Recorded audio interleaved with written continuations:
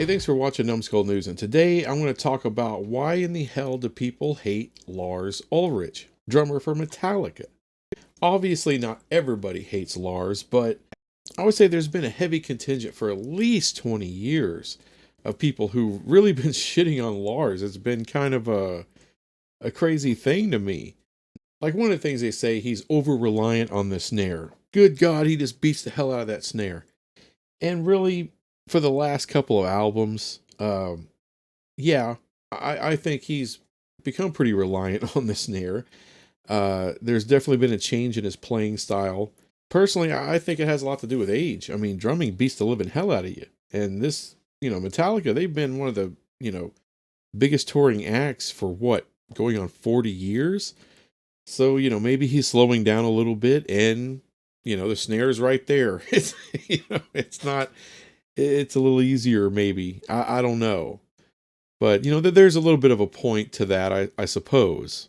Well, another thing they say is that, he's not Danny Carey, right? He's not that guy from Meshuggah. Sorry, I can't remember his name.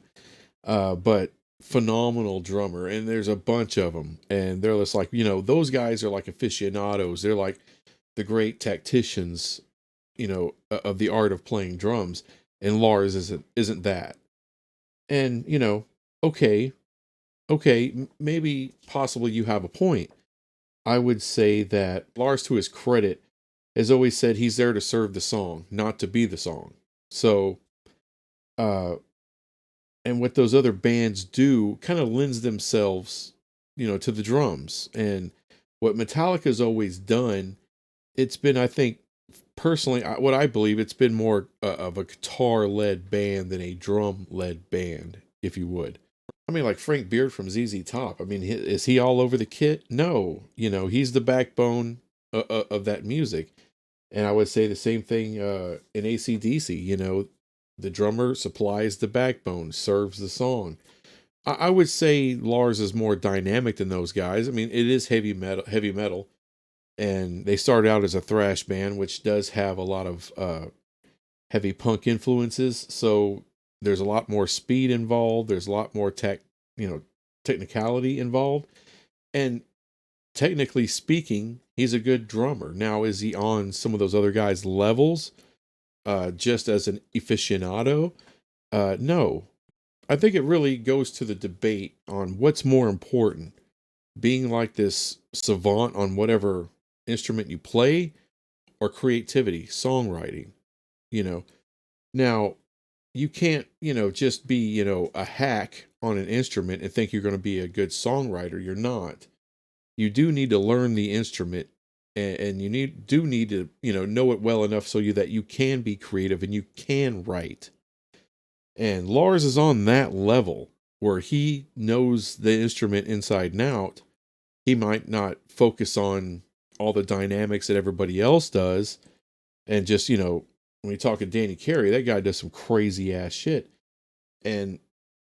But Tool's music lends itself to that. Metallica's music really doesn't.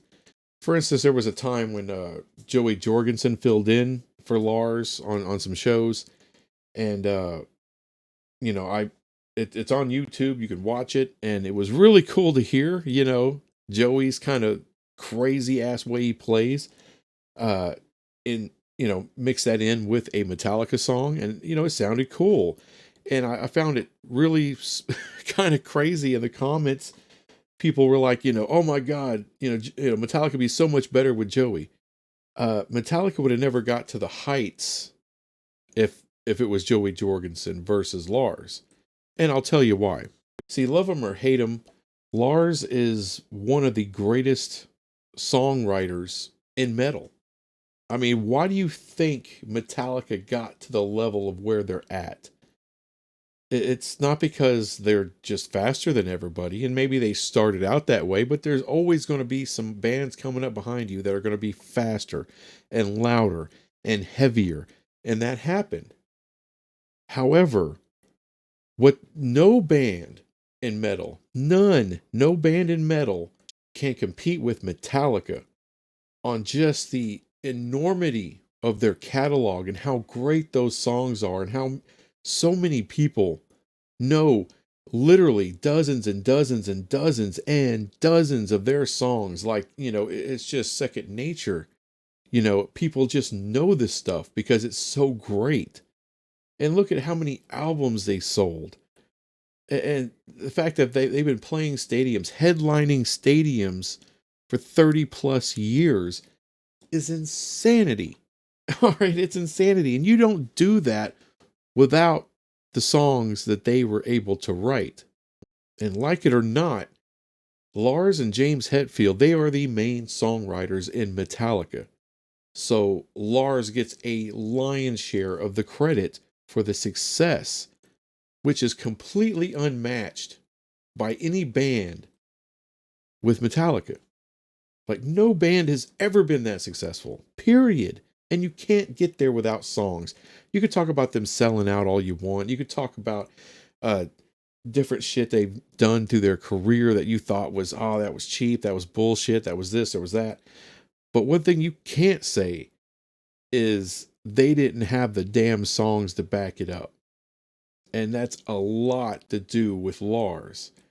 So yeah, he's not the most technically great drummer in the world, but there is no other musician in metal who's written more hits and more legendary songs than Lars.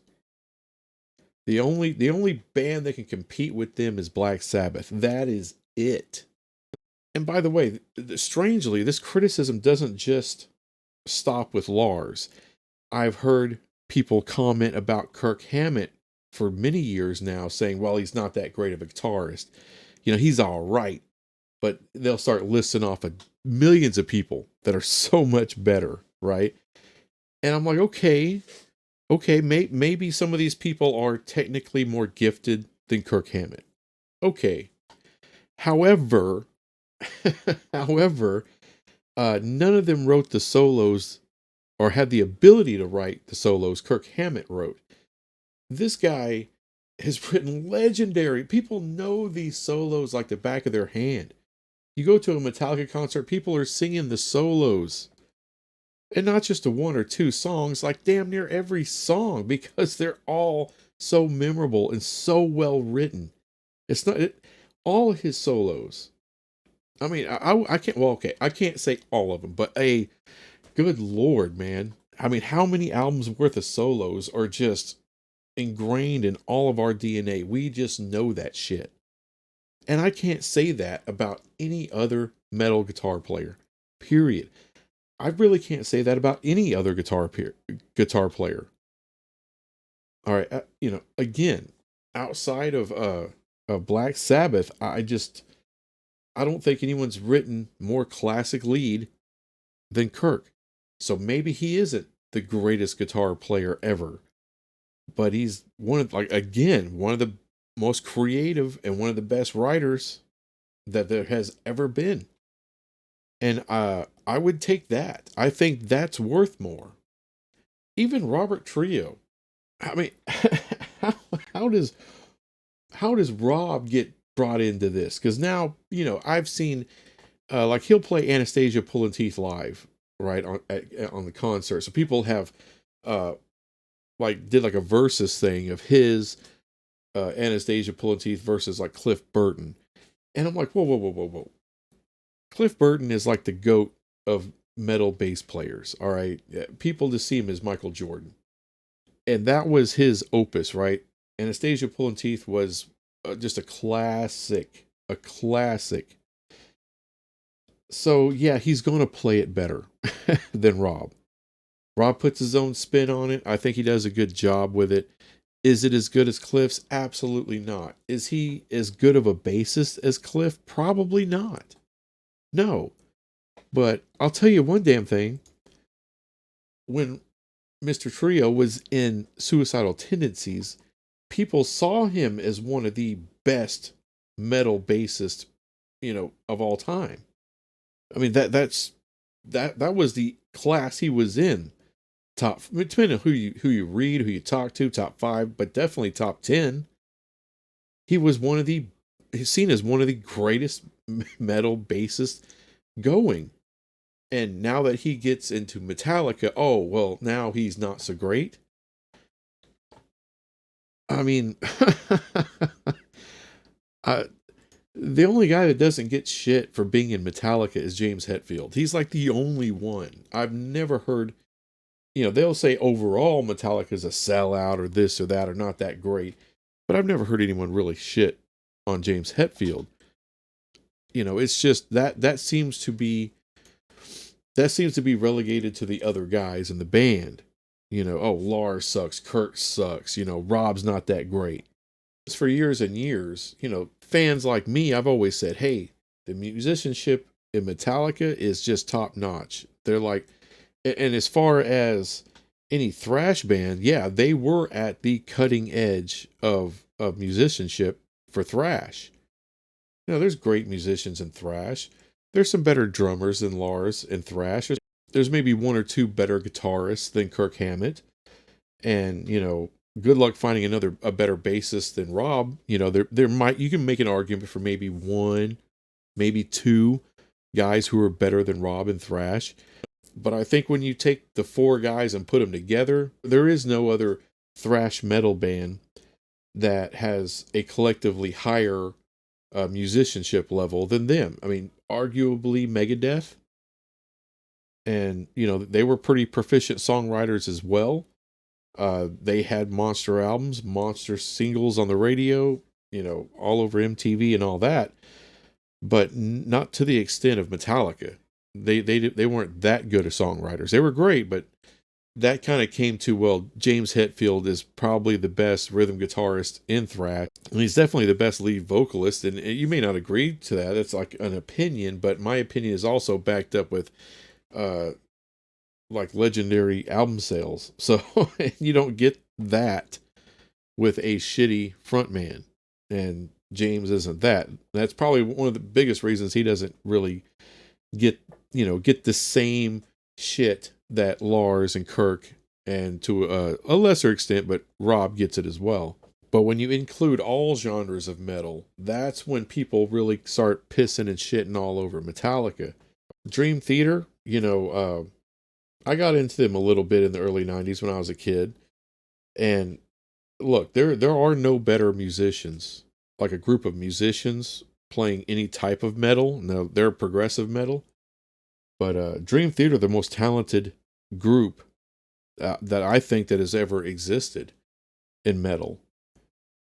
Just first class drummer, bassist, guitarists, everything. They are spectacular. However, songwriters, not so much. I mean, I remember them having a minor hit in the early 90s. I think it was it Caught in a Web, I believe. They had one radio hit. I heard them on the radio, and I bought a couple albums of theirs, and it was okay. Nothing that I was going to be a huge fan of, but I definitely respected the musicianship. However, the songwriting for me came up short, like really short. And that's the case, I think, in most of these bands. The only band out there that I think is, they're all aficionados. They're all, these great, great players, but also great, great songwriters. You have to look at a band like Rush, who, by the way, isn't metal. All right, they're prog rock, but it's a lot harder to have hit songs when you're a metal band. The nature of metal does not lend itself to the mainstream at all. It's an underground art form. So for you to get a hit song or a hit album, or, get to the god tier of Metallica, you have got to be a seriously great songwriter or group of songwriters in order to get to that level. It's so much harder for a band like Metallica to get radio play or to get on MTV than it was for Rush, just because of the nature of the music they play. Metallica didn't get any kind of radio play or MTV play until they put out one. That was their fourth album. And of course they blew up to like this Thanos-like level with the Black Album. But I mean, they were 10 years into their career. It took a long time. That also took a special era, because the 90s were a special era where, crazy ass, bands like Primus can have a hit. And if Primus can have a hit, I mean, good God, anybody can. And look, I love Primus, but it is not accessible But once again, everyone likes to shit on Metallica, and it's because they're the biggest band in the world. And metal ethos isn't like that, man. It's a rebellious art form. It goes against the grain. It goes against the mainstream. And when you get to that kind of success that Metallica did, which they're the only band to really get to that level. Like I said, Guns N' Roses got to a monster level too. So did Van Halen, but Led Zeppelin for that matter. But they're kind of the softer side of Sears when it comes to metal. They're not. That's more the mainstream metal, so it's kind of accepted that they get this monster level. But when you come from thrash, which was underground and had more of a punk rock ethos to it, then people hate it when you get big and when you have the drive and the desire to be the biggest band on earth, which they did. Then these gatekeepers are going to want to shut a gate right in your face. But who gives a shit what they think? I mean, Metallica didn't care. They have tens of millions of reasons not to care. And I'll always be a fan. And look, I don't give a damn if they're not the, Lars isn't the greatest drummer on earth. Kirk isn't the greatest, lead guitarist on earth, or Rob isn't the greatest bassist on earth. Don't care. All right. If you really want to see, real badasses, go watch some of these jazz guys who are just out of their freaking mind with talent. But who wants to listen to that bullshit? Not me. Anyway, I'm grateful for Lars and Kirk and Rob and James for everything they've done through my childhood into my adulthood as far as giving me great music and great entertainment. And damn it, they're good enough. They're great musicians. I don't give a damn if they're not the greatest. Who cares? What they are the greatest songwriters in that genre. Period. End of story. Don't give me Tool. Tool has not sold near what Metallica has. No band has. No band's been as big. No band has ever reached the heights of Metallica. Period. And you know what? None ever will. It's hard. It's hard being that great at songwriting. That is just a god tier. They're the one of one. The one band that will ever get to that height because they were that freaking great. So deal with it, you bunch of jackasses. Oh, Lars sucks. You know what? You suck. Let's hear you. What hit did you write?